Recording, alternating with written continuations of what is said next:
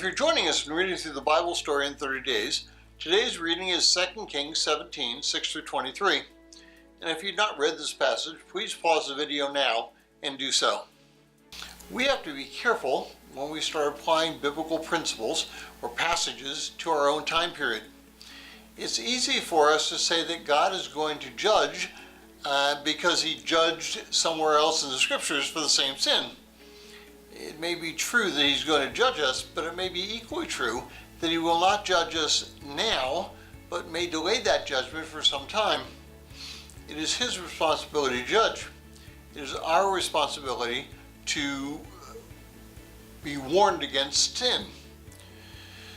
The 10 tribes, which made up the northern tribes of Israel, obviously sinned for an extended period of time. From approximately 930 BC until 720 BC, they were their own country.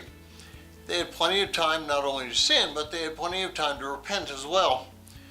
Many prophets went to them and warned them of their sin, but for the most part they failed to repent, and ultimately it cost them their lives. We here in the United States were not founded on theological grounds. That's our government was not. While there are theological underpinnings to our Constitution, we still have basically a secular society.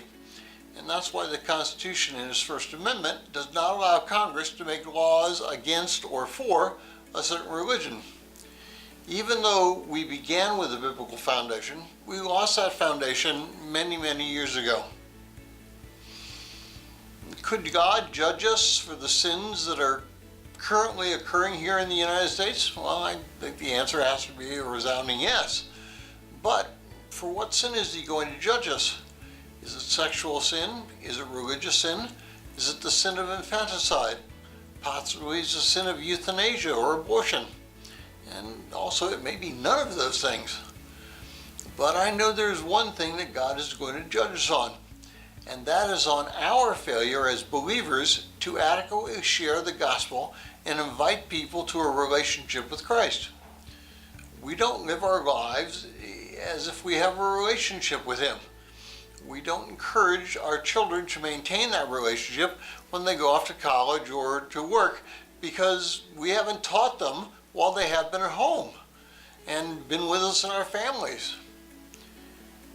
Now is the time to repent, not only from society's sins, but from our own.